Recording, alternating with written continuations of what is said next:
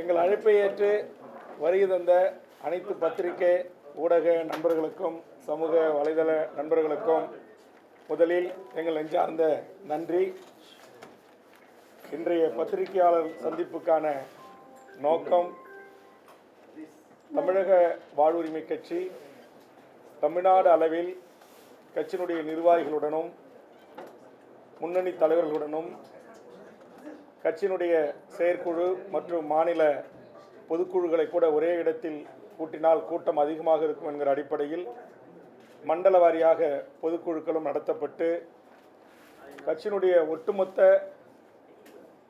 தலைவர்கள் தொண்டர்கள் அனைவர்களுடைய உணர்வு என்பது திமுக தலைமையிலான கூட்டணியில் 2019 நாடாளுமன்ற தேர்தலிலும் அடுத்து நடந்த சட்டமன்ற தேர்தலிலும் அடுத்து நடந்த நாடாளுமன்ற தேர்தலிலும் இடையில் நடந்த உள்ளாட்சி தேர்தல்களிலும் நாங்கள் கூட்டணியில் இடம்பெற்று மதச்சார்பற்ற இடதுசாரிகள் விடுதலை சிறுத்தைகள் உள்ளிட்ட மதச்சார்பற்ற சக்திகளோடு நாங்கள் கூட்டணியில் பயணித்து வந்தோம்.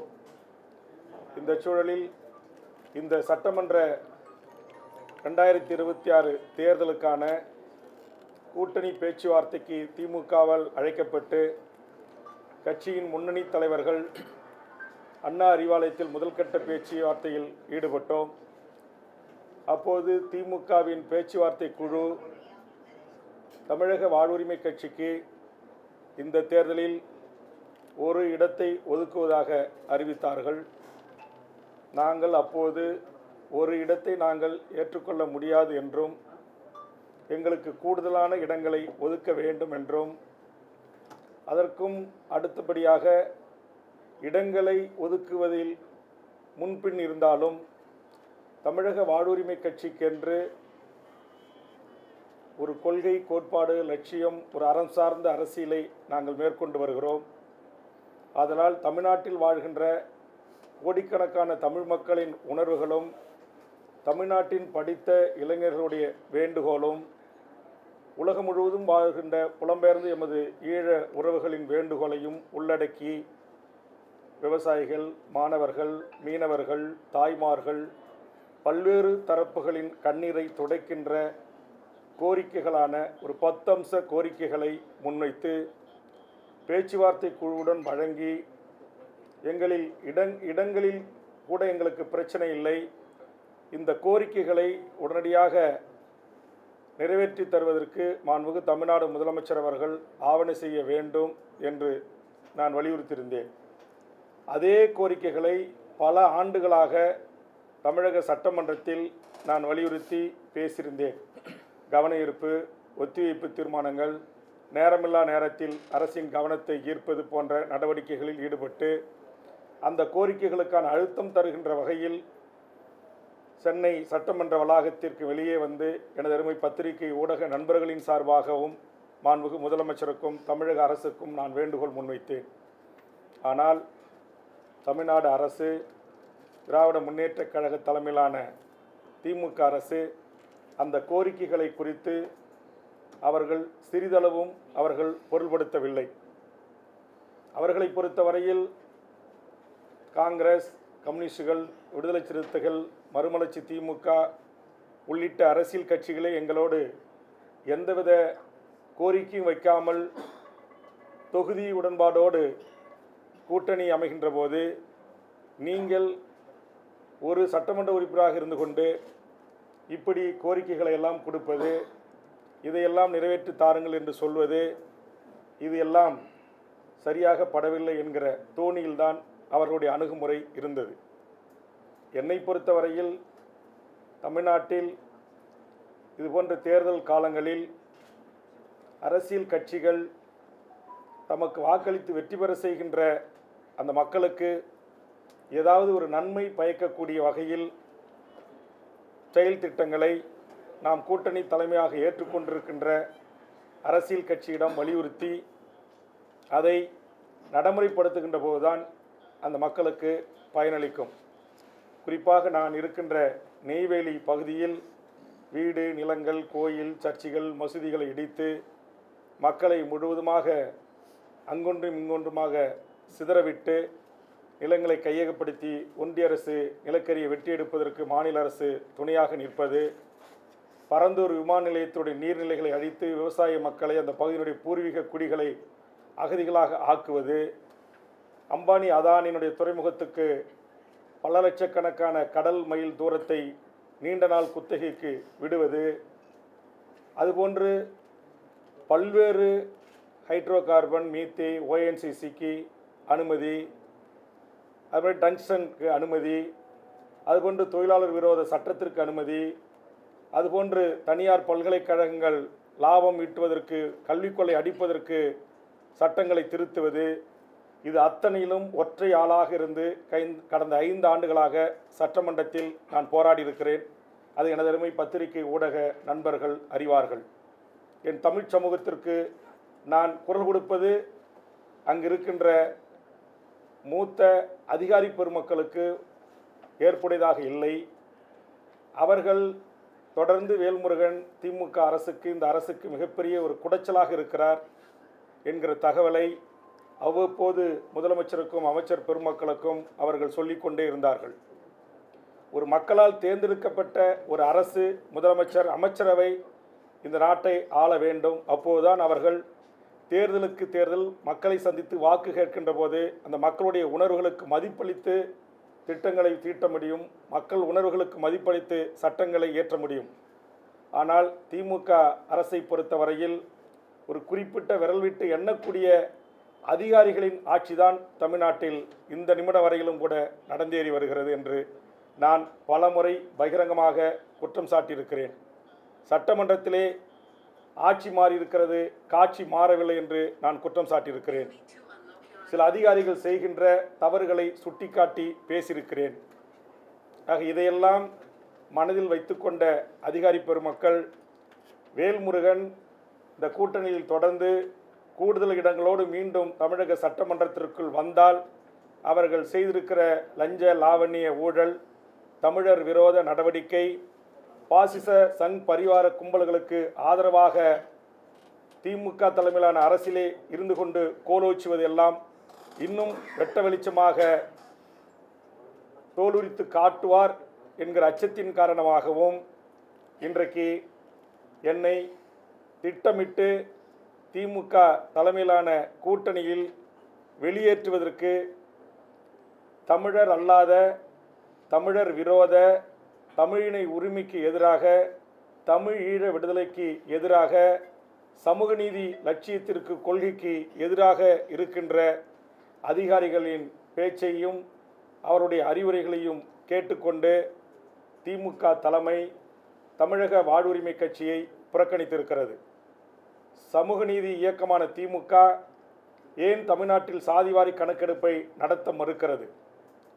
வன்னியர்களுக்கான 10.5% இடஒதுக்கீட்டை அதற்கான தரவுகளின் அடிப்படையில் பரிசீலனை செய்வதற்கான அதிகாரம் மாநில அரசுக்கு இருக்கிறது என்கிற உத்தரவிட்ட பிறகு அதை நான் பலமுறை தமிழக சட்டமன்றத்தில் சுட்டிக்காட்டி பேசிய போது மாண்புமிகு தமிழக முதலமைச்சர் அதற்கான ஓய்வு பெற்ற ஒரு நீதிபதி கொண்டு ஒரு ஆணையத்தை நியமித்து அந்த விவரங்களை சேகரித்து அதை நடைமுறைப்படுத்துவதற்கு நான் ஆலோசனை செய்கிறேன் என்று சொன்ன முதல்வரை தடுத்த சக்தி எது? அந்த சமூக நீதிக்கு எதிரான சக்திகளை கூட வைத்துக்கொண்டு எப்படி திமுக சமூக நீதி அரசாக தமிழ்நாட்டில் நடைபோட முடியும்? தமிழ் சமூகத்திற்காக உழைத்த, போராடிய எண்ணற்ற தமிழ் சமூகத்தின் ஆளுமைகளுக்காக மணிமண்டபம், சிலைகள், நினைவுத்தூண்கள், தபால் தலைகள், தெருக்களின் பெயர்களை சூட்டுங்கள் என்று நான் சொன்னபோதெல்லாம் எந்த பதிலும் சொல்லாமல் பெயரளவுக்கு 1 மற்றும் 2 போன்ற விஷயங்களை செய்துவிட்டு இங்கு ஒரு சினிமா நடிகர் சொன்னார் என்பதற்காக அவருடைய தந்தையின் பெயரிலே தெருக்களை வைப்பது. ஆக ஒரு சமூக நீதி அரசு சாதிவாரி கணக்கெடுப்பு நடத்தி ஒரிசாவில், பீகாரில், இது போன்று பல்வேறு மாநிலங்களில் சாதிவாரி கணக்கெடுப்பு அல்லது புள்ளி விவரங்கள் எடுக்கப்பட்டு அந்த மக்களுக்கு சமூக நீதி வழங்குவதற்கான நடவடிக்கைகளை மேற்கொண்ட போது திராவிட முன்னேற்ற கழகம் என்பது ஒரு சமூக நீதி இயக்கத்தின் வரலாற்றில் தோன்றிய ஒரு இயக்கம் ஏன் என்னுடைய குரலுக்கு மதிப்பளிக்கவில்லை? தமிழ்நாட்டில் எண்ணற்ற தலைவர்களின் குரல்களுக்கு மதிப்பளிக்கவில்லை. இங்கே இருக்கிற சிறப்பு முகாம் மூடப்பட வேண்டும், ஈழத்தில் இனப்படுகொலைக்கு உள்ளாகி அங்கு சிறையில் கைது செய்து வைக்கப்பட்டிருந்த விடுதலை புலிகளின் தளபதிகள் உட்பட பலர் கூட, பெண் போராளிகள் உட்பட பொது மன்னிப்பு பல ஆண்டுகளுக்கு பிறகு அளிக்கப்பட்டு அவர்கள் மறுவாழ்வு வாழ்ந்து கொண்டிருக்கிறார்கள். ஆனால் தமிழ்நாட்டில் இங்கு பாஸ்போர்ட் ஆக்டில் கைது செய்யப்பட்டு நீதிமன்றத்தால் பிணை வழங்கப்பட்டு புழல் சிறையிலிருந்து அவர்கள் வெளியே வருகின்ற போது அங்கு வாசலிலே வைத்து அவர்களை கைது செய்து சிறையில் அடைக்கிறார்கள். திருச்சி சிறப்பு முகாமில் அடைத்து கொடுமைப்படுத்துகிறார்கள். தொடர்ச்சியாக அங்கே மரங்களில் ஏறி போராட்டம், உயிரை பணம் வைத்து உண்ணாவிரதங்கள். தற்போது கூட சக்தி என்கிற நாதன் உயிருக்கு போராடி கொண்டிருக்கிறார். போராட்டம் தொடர்ந்து கொண்டிருக்கிறது. ஆக தமிழக வேலை தமிழருக்கே என்கிற ஒரு சட்டம் இயற்றினால் என்ன? குஜராத்தில் இருக்கிறது, கர்நாடகத்தில் இருக்கிறது, பீகாரில் இருக்கிறது, இந்தியாவில் பல மாநிலங்களில் இருக்கிறது. அந்த மாநில மக்களுக்கான வேலை வாய்ப்பு முன்னுரிமை. ஆனால் தமிழ்நாட்டில் அப்படி ஒரு சட்டம் இயற்றப்படவில்லை. தமிழ் வழியில் படித்தவர்களுக்கான 20% இடஒதுக்கீட்டுக்கான அந்த உரிமை சட்டமாக இதுவரையிலும் இயற்றப்படவில்லை. அதுபோன்று ஓபிஎஸ் காலத்தில் தமிழ்நாட்டுடைய அரசு உயர் பதவிகளை டிஎன்பிசியினூடாக எவர் வேண்டுமானாலும் வந்து எழுதி இங்கே கோட்டாட்சியராக, டிஎஸ்பியாக, நீதிபதியாக, பல்வேறு துறையினுடைய அசிஸ்டன்ட் கமிஷனராக பதவிக்கு வரலாம் என்கிற நிலை இந்த நிமிடம் வரையிலும் இருக்கிறது. 5 ஆண்டு காலமாக ஓபிஎஸ் கொண்டு வந்த அந்த சட்டத்தை ரத்து செய்யுங்கள் என்று நான் மன்றாடினேன். அது ரத்து செய்யப்படவில்லை. ஆக நான் தமிழக வாழ்வுரிமை கட்சி என்பது தமிழர் நிலத்தில் வாழ்கின்ற அனைத்து மக்களுக்குமான ஒரு கட்சி. ஆக இந்த அனைத்து மக்களுக்குமான கிடைக்க வேண்டிய சமூக நீதி கிடைக்கப்பெறவில்லை, வேலைவாய்ப்பு கிடைக்கப்பெறவில்லை. இங்கு மாணவர்கள், மீனவர்கள், தொழிலாளர்கள், விவசாயிகள் பிரச்சனைகள் தீர்க்கப்படாமல் இருக்கிறது. ஆக இதையெல்லாம் நான் சுட்டிக்காட்டி முதலமைச்சருடைய கவனத்திற்கு எடுத்து சென்று அதை தீர்ப்பதற்கு முயற்சி எடுக்கின்ற போது அதற்கு முட்டுக்கட்டியாக இருக்கிற கார்ப்பரேட் பெரும் முதலாளிக்கு ஆதரவாக இருக்கின்ற சக்திகள் இன்றைக்கு முதலமைச்சரை சுயமாக சிந்தித்து முடிவெடுப்பதற்கு அனுமதிக்க மறுத்து இங்கு அதிகாரிகள் ஆட்சி கொட்டமடித்துக் கொண்டிருக்கிறார்கள் என்று நான் சொன்ன குற்றத்திற்காகவே இன்றைக்கு அரசியல் ரீதியாக கூட தேர்தல் களத்திலும் அவர்கள் இதிலே தலையிட்டு இன்றைக்கு குழப்பங்களை விளைவித்துக் கொண்டிருக்கிறார்கள். எனக்கு அதை பற்றி கவலை இல்லை. திமுக தலைமையிலான இந்த கூட்டணியில் இத்தனை ஆண்டு காலம் இருந்தேன். 5 ஆண்டு காலம் திமுகவின் சார்பாக உதயசூரியன் சின்னத்தில் போட்டியிட்டு வெற்றி பெற்று நான் ஒட்டுமொத்த தமிழக மக்களுக்கான குரலாக எனது குரல் ஒலித்திருக்கிறது. அதற்கான வாய்ப்பை வழங்கிய தமிழ்நாடு முதலமைச்சர் அவர்களுக்கும், அதுபோன்று தோழமையுடனும் கூட்டணியுடனும் நட்பு சக்தியாக என்னோடு கைகோர்த்து தமிழர் வாழ்வுரிமை கூட்டமைப்பில் பல போராட்டங்களில் பங்கெடுத்து இந்த நிமிடம் வரையிலும் இந்த கூட்டணியில் தொடர வேண்டும் என்று என் மீது வைத்திருக்கிற மாறாத அன்பின் காரணமாக, பற்றின் காரணமாக உங்களை சந்திக்கின்ற இந்த நிமிடம் வரையிலும் தொடர்பு கொண்டு எனக்கு ஆறுதல் சொல்லி எனக்கு பேசிய தலைவர்களான அண்ணன் திருமாவளவன், சிபிஎம்னுடைய தலைவர் வீரபாண்டியன், சிபிஎம்னுடைய தலைவர் பாலகிருஷ்ணன், சிபிஎம்னுடைய திரு சண்முகம், மறுமலர்ச்சி திமுகவினுடைய வைகோ, பேராசிரியர் ஜவஹர்லா, திரு ஈஸ்வரன் போன்ற அனைத்து தலைவர்களுக்கும் என் நெஞ்சார்ந்த நன்றியை நான் தெரிவித்துக் கொள்கிறேன். தமிழர் வாழ்வுரிமை கூட்டமைப்பில் உலக தமிழர்களின் வாழ்வுரிமைக்காகவும், ஈழ இன பிரச்சனைகளை குறித்தும், தமிழ் சமூகத்தின் வாழ்வுரிமைக்காகவும் என்னால் தலைமை ஒருங்கிணைப்பாளர் நடத்தப்படுகின்ற தமிழர் வாழ்வுரிமை கூட்டமைப்பில் தொடர்ந்து நாம் பயணிப்போம் என்று எனக்கு தெரிவித்திருக்கிறார்கள். ஆக அந்த வகையில் தமிழக வாழ்வுரிமை கட்சி, எங்கள் கட்சியினுடைய செயற்குழு, பொதுக்குழு, அரசியல் தலைமைக்குழு, தொகுதி தலைவர், செயலாளர், மாவட்ட தலைவர், செயலாளர், மாநில நிர்வாகிகள், நகர ஒன்றிய செயலாளர் அளவிலான பொதுக்குழு அனைவரும் சேர்ந்து எடுத்த முடிவுக்கிணங்க அவர்கள் அனைவரும் சேர்ந்து எனக்கு அளித்த அந்த அதிகாரத்தின் அடிப்படையில் இன்று முதல் தமிழக வாழ்வுரிமை கட்சி திமுக தலைமையிலான கூட்டணியிலிருந்து விலகுவது என்பதை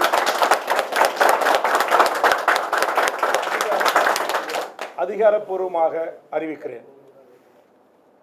இதற்கு பிறகு தமிழக வாழ்வுரிமை கட்சி முக்கிய தலைவர்களோடு கலந்து ஆலோசனை செய்து, இப்போது கூட நீங்கள் பார்த்திருக்கலாம், அலுவலகத்தில் சுமார் 25க்கும் மேற்பட்ட பல்வேறு தமிழ் தேசிய அமைப்புகள், பெரியாரி இயக்கங்கள், ஒடுக்கப்பட்ட விளிம்பு நிலை மக்களுக்காக போராடுகின்ற அமைப்பினுடைய தலைவர்கள் என்னை சந்திக்க வருகின்றிருக்கிறார்கள்.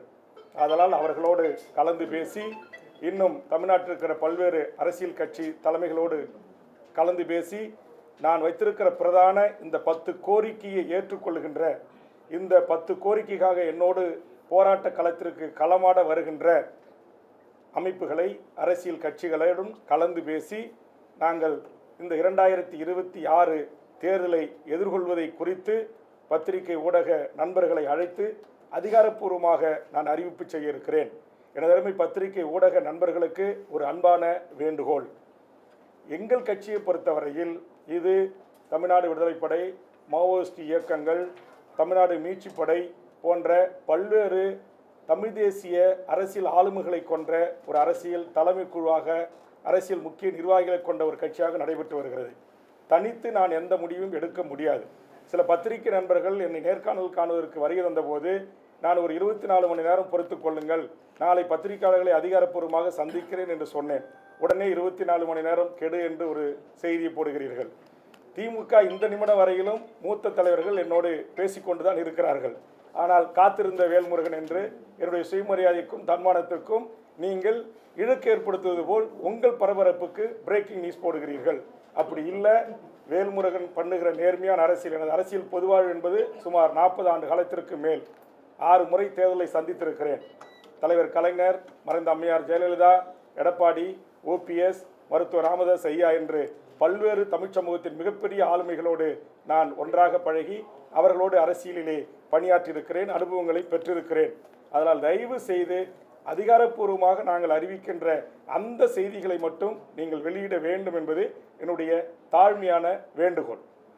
உடனே சொல்றீங்க அதிமுக 3 இடங்கள் தருகிறது, வேல்முருகன் அதிமுகவோடு போகிறார், விஜயுடன் பேச்சுவார்த்தை நடத்தி கொண்டிருக்கிறார். எங்கள் கட்சியை பொறுத்தவரையில் எந்த ஒரு முடிவாக இருந்தாலும் ஒரு முறைக்கு 2 முறை 3 முறை அனைத்து நிலை பொறுப்பாளர்கள் வரையிலும் அவர்களை அழைத்து கருத்து கேட்டு பேசி அதற்கு பிறகுதான் ஒத்த கருத்து ஏற்பட்ட பிறகுதான் நாங்கள் இந்த முடிவை அறிவிப்போம். இது கூட கடந்த 15 நாட்களாக தமிழ்நாடு முழுவதும் பயணம் சென்று நகர செயலாளர், ஒன்றிய செயலாளர் அளவில், தொகுதி தலைவர் செயலாளர் அளவில், மாவட்ட தலைவர் செயலாளர் அளவில், மண்டல பொறுப்பாளர்கள் அளவில் ஒரு ஒருங்கிணைந்த மாவட்டத்திற்கான கட்சியினுடைய அரசியல் பொறுப்பாளர்கள், கட்சியினுடைய தலைமை பொறுப்பாளர்கள், மண்டல நிர்வாகிகளோடு, அதற்கு பிறகு மாநில அணி நிர்வாகிகளோடு கலந்து பேசி அதற்கு பிறகு மாநில கட்சியினுடைய தலைமை குழு கூடி முடிவெடுத்து அவர்கள் சொன்ன இத்தனை படிநிலையிலிருந்து எனக்கு கொடுக்கப்பட்ட அதிகாரத்தின் அடிப்படையில் தான் இந்த அறிவிப்பை நான் வெளியிடுகிறேன். அதனால் தயவு செய்து தமிழ்நாட்டில் இருக்கிற பல அரசியல் கட்சிகள் போது 10ஓடு அத்தோடு இது ஒன்று என்பது போல என்னை ஒப்பிட்டு சமூக, குறிப்பாக நீங்கள் இங்கே இருக்கிற மெயின் ஸ்ட்ரீம் மீடியாக்கள் என்று சொல்லக்கூடிய பத்திரிகைகள் கொஞ்சம் அதில் கவனம் செலுத்துங்க. சில யூடியூபர்ஸ் அவங்களுக்கு என்ன தர்மம், நீதி அதெல்லாம் எதுவும் அவங்கக்கிட்டலாம் இருக்காது. ஒரு சில பேர்கிட்ட அதெல்லாம் இருக்காது. அவங்கெல்லாம் யாராருக்காக இயங்குறாங்க, யாராருக்காக பேசுகிறாங்க என்பதையெல்லாம் நீங்கள் அறிவீர்கள். அதனால் தயவு செய்து என்கிட்ட நீங்கள் வந்து இந்த மாதிரி நான் அதிகாரப்பூர்வமாக அறிவித்து உங்களை அழைத்து சொல்லுகின்ற போது அந்த செய்தியை நீங்கள் கொண்டு போங்க. என்னுடைய இந்த 5 ஆண்டு கால சட்டமன்ற பணி என்பதும் கடந்த காலத்தில் 10 ஆண்டு காலம் சட்டமன்ற பணி என்பதும் இந்த மக்களுக்கானதாக தான் இருந்திருக்கு. அதனால் நான் இந்த மக்கள் தான் எங்களுக்கு எஜமானர்கள். ஆக நான் சமரசமற்று திமுக தலைமையிலான கூட்டணியில் எந்த கொள்கை வழி நின்று எந்த ஒரு குறைந்தபட்ச செயல் திட்டத்தின் அடிப்படையில் நான் ஆதரவு அளித்து அவர்களோடு இருந்தேன். அப்போ அந்த குறைந்தபட்ச செயல் திட்டத்தில் 1, 2 நிறைவேற்றிவிட்டு மீதும் பெரும்பான்மையான கோரிக்கைகள் நிறைவேற்றப்படாது இருக்கின்ற போது அதை நிறைவேற்றி தாருங்கள், எங்களுக்கு இடங்கள் கூட பெரிதில்லை என்று நான் சொல்லுகின்ற போது நீங்கள் ஒரு சிறிய கட்சி, நீங்கள் என்ன எங்கள் பெரிய கட்சியை பார்த்து டிமாண்ட் வைப்பது என்கிற பெரியண்ணன் பாணியில் திமுக எங்களை கையாள்வதை எங்களால் ஏற்றுக்கொள்ள முடியாது. மற்றபடி நாங்கள் மதச்சார்பற்ற அணியில் இருக்கிறோம். திமுக தலைமையில் கூட்டணியில் இருந்தோம். இடதுசாரி சக்திகளோடு, விடுதலை சிறுத்தைகளோடு, ஒடுக்கப்பட்ட மக்களுக்கு போராடுகின்ற தலைவர்களோடு நாங்கள் கைகோர்த்து பயணித்தோம். ஆனால் அவர்களெல்லாம் கேட்கவில்லை. நீ யார் இதையெல்லாம் சொல்வது, நீ யார் எங்களுக்கு டிமாண்ட் வைப்பது என்கிற அந்த தோணியில் பேசுகின்ற அந்த பேச்சை ஒரு இந்திய ஒன்றியத்திடமிருந்து ஒரு காலத்தில் தனிநாடு கேட்ட போராளி இயக்கத்திலிருந்து உருவான வேல்முருகன் மற்ற தலைவர்களோடு என்னை ஒப்பிட்டு நீங்கள் தயவு செய்து இடம் போடக்கூடாது என்பதுதான். உங்களுக்கே தெரியும், சட்டமன்றத்தில் கடந்த முறை நான் பேசினேன். தமிழீழ தேசிய தலைவரை நினைவு கூர்ந்து பேசினேன். தமிழ்நாடு விடுதலைப்படை தலைவர் தமிழரசனை நினைவு கூர்ந்து பேசினேன். புலவர் கலிபெருமாள் அவர்களை நினைவு கூர்ந்து பேசினேன். மாவீரன் வீரப்பனார் அவர்களுக்காக ஒரு நினைவில்லம் ஏற்படுத்தி தர வேண்டும் என்று கவன ஈர்ப்பு திறந்த முதலமைச்சரிடையே நான் வலியுறுத்தினேன். ஆக இது எல்லாம் எதை காட்டுகிறது என்று சொன்னால், எனக்கு பதவியோ பணமோ வேற எதுவுமே எனக்கு தேவையில்லை. நான் ஓட்டு அரசியல் இருந்த கூட விலகி, நான் என் கட்சி இல்லை, நான் தனிப்பட்ட வேல்முருகனாகிய நான் ஓட்டு அரசியல் இருந்து கூட விலகி நான் இந்த மண்ணுக்கும் மக்களுக்கும் மொழிக்கும் இனத்திற்குமாக மண்டியிடாமல் மானத்தோடு போராடி மடிவதற்கு தயாராக அர்ப்பணித்துக் கொண்டு பொது வாழ்வுக்கு வந்தவன் வேல்முருகன். ஆனால் தயவு செய்து இளைய புதிய வருகையாக வந்திருக்கிற, நான் பார்த்து பரிசு வாங்கி பரிசு கொடுத்த என் பகுதியை சேர்ந்த பத்திரிகையாளர் கூட சில பேர் இன்னைக்கு இருக்கிறாங்க.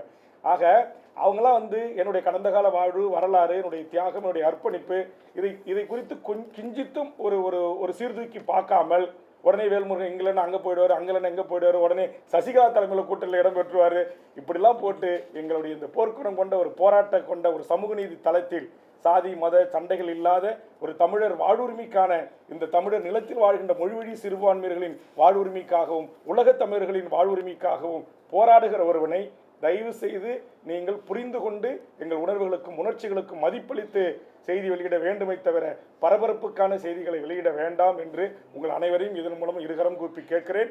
ஒட்டுமொத்த தமிழ்நாட்டு மக்களை நம்பி நாங்கள் இந்த முடிவை எடுத்திருக்கிறோம். எந்த ஒரு பிரிவு ஒரு அரசியல் கட்சி எங்களை அழைக்கும், எங்களுக்கு கூடுதல் இடம் கொடுக்கும், கூட்டத்தில் எங்களை சேர்த்துக்கொள்ளும் அப்படின்லாம் எங்களோட நோக்கமே இல்லை. இந்த நாட்டை மதத்தின் பெயரால் பிளவுபடுத்துகிற, மதத்தின் பெயரால் மக்களை கூறு போடுகின்ற பாரதிய ஜனதா என்கிற அந்த என்டிஏ தலைமையிலான கூட்டணியில் தமிழக வாழ்வுரிமை கட்சி இடம்பெறாது என்பதை அதிகாரப்பூர்வமாக நான் அறிவிக்கிறேன். அதனால நீங்க உடனே சீட்டுக்காக வேல்முருகன் பிஜேபியோட கூட்டணிக்கு போயிடுவாரு, அங்க போயிடுவாரு, இங்க போயிடுவாரு, அதெல்லாம் கிடையவே கிடையாது. நாங்கள் எங்கள் கட்சி கூடி நாங்கள் இங்க வந்து வருகை தந்திருக்கிற ஆதரவு தெரிவித்திருக்கிற அரசியல் கட்சிகள் அமைப்புகளோடு கலந்து பேசி எத்தனை தொகுதிகளில் போட்டியிடுகிறோம், யாரோடு கூட்டணி வைத்து போட்டியிடுகிறோம், அல்லது யாரோடு தொகுதி உடன்பாடு மட்டும், தேர்தலுக்கு மட்டுமே தொகுதி உடன்பாடு, தேர்தல் முடிந்தவுடன் அது அவர்களோடு எந்த ஒட்டு உறவும் இல்லை, எங்களுக்கென்று கொள்கையை முன்னிறுத்தி தேர்தல் பாதையை முடித்துக்கொண்டு மக்களுக்கான அரசியல் பாதையை பயணிப்பதை எல்லாம் குறித்து நாங்கள் விவாதித்து முடிவெடுத்து அறிவிக்க இருக்கிறோம். அதனால் தயவு செய்து நாங்கள் சொல்கிற அதிகாரப்பூர்வமாக அறிவிக்கிற செய்தியை மட்டும் நீங்கள் வெளியிட்டு உதவணும். எங்களுக்கு தமிழ் சமூகத்தில் இருக்கிற அந்த நல்ல பெயரை தயவு செய்து ஒரு சில யூடியூபர்ஸ், ஒரு சில மீடியாக்கள் அந்த டேமேஜ் என்று சொல்லக்கூடிய அது ஒரு ஒரு ஒரு எங்கள் மீது ஒரு தப்பான பின்பம் மக்கள் மீது ஏற்படுவதற்கு வாய்ப்பளிக்க வேண்டாம். இது எங்களுடைய தாழ்மையான வேண்டுகோள். இரண்டு கூட்டணிகளுமே வந்து பெரிய கூட்டணியில வெளியேறிட்டீங்க, இன்னொரு கூட்டணிக்கு போக மாட்டேன்னு சொல்லிட்டீங்க.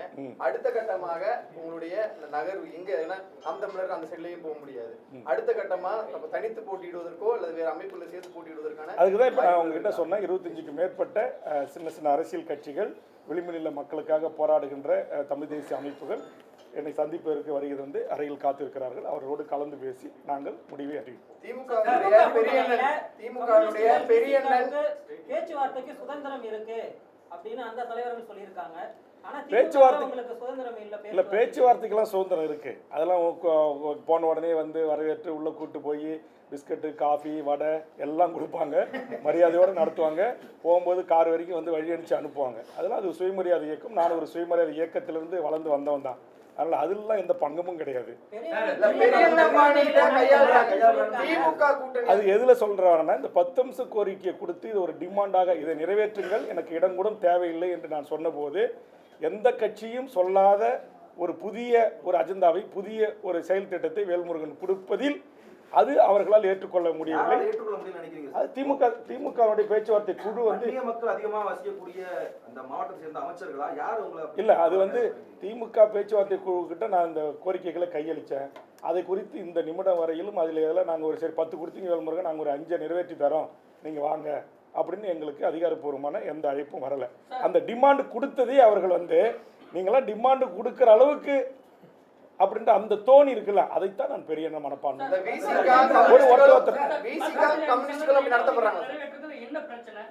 10.5% திமுக ஆட்சிக்கு வந்த டே 1 என்னுடைய சட்டமன்ற குறிப்புகளை படித்து பார்த்து தெரிந்து கொள்ளலாம் பத்திரிகை நண்பர்கள்.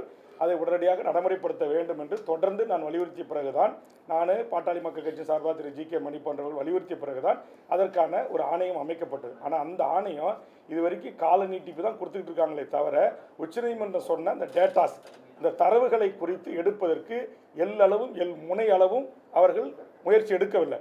திமுக தலைவர் கலைஞர் அவர்கள் 108 சாதிகளை சேர்த்து உங்களுக்கு 20% இடஒதுக்கீட்டை வழங்கி சமூக நீதியை காத்து தந்தார்.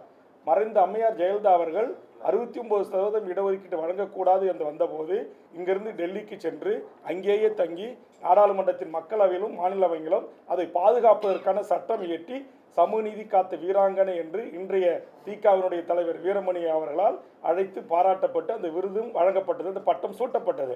ஆனால் அதே சமூக நீதி வழிவந்த திமுக தலைவர் வந்த பெரியார், அண்ணா, கலைஞர் வழி வந்த திமுகவினுடைய தலைவர் மாண்புமிகு அண்ணன் தளபதி ஸ்டாலின் அவர்கள் ஏன் இந்த சமூக நீதி வழங்குவதில் அவர் சுணக்கம் காட்டுகிறார்? ஏன் அந்த ஆணையத்தை கிடப்பில் போட்டார்? ஏன் இந்த 10.5% வன்னியர்களுக்கு தருவதற்கு முன்வரவில்லை? எடப்பாடி தலைமையிலான ஒரு அவசர கதியில் இயற்றப்பட்ட ஒரு சட்டமாக அது இருக்கிறது. ஆனால் தரவுகள் அடிப்படையில் ஏற்றி கொண்டு வாருங்கள், உச்சநீதிமன்றம் நாங்கள் அதை பரிசீலிக்கிறோம் என்று சொன்னபோது ஏன் அதை செய்ய முன்வரவில்லை? அப்போ ஏன் வரல நான் கேள்வி கேட்ட போது தான் அவர் எழுந்து சொன்னார், நாங்கள் இதை நடைமுறைப்படுத்த பரிசீலிக்கிறோம்னார். அதே மாதிரி அதுக்கு பிறகு தனிப்பட்ட முறையில் சந்தித்து போய் சொன்ன போதும் அவையில் அவர் என்ன சொன்னார், நாங்கள் இதற்கான நடவடிக்கை மேற்கொள்கிறோம் அப்படின்னார். ஆனால் மேற்கொள்ளலை. சரி, 10.5% கொடுத்தா அது ஒரு வன்னி இருக்கின்ற ஒரு சாதிக்கு மட்டும் கொடுத்ததால திமுகவுக்கு வாக்கு கிடைக்காது அப்படின்னு கருதினால் நான் சொன்னேன், மாண்புமிகு முதலமைச்சர் அவர்களே, அப்போ நீங்கள் சாதிவாரி கணக்கெடுப்பு நடத்துங்க. சாதிவாரி கணக்கெடுப்பு நடத்தி தமிழ்நாட்டில் இருக்கிற அனைத்து மக்களுக்கும் அவரவர்களின் எண்ணிக்கைக்கு ஏற்றவாறு கல்வி வேலைவாய்ப்பு உரிமையை வழங்குங்கன்னு சொன்னேன். அப்போ அதை வழங்க முன் வராதனுடைய அடிப்படை காரணம் என்ன?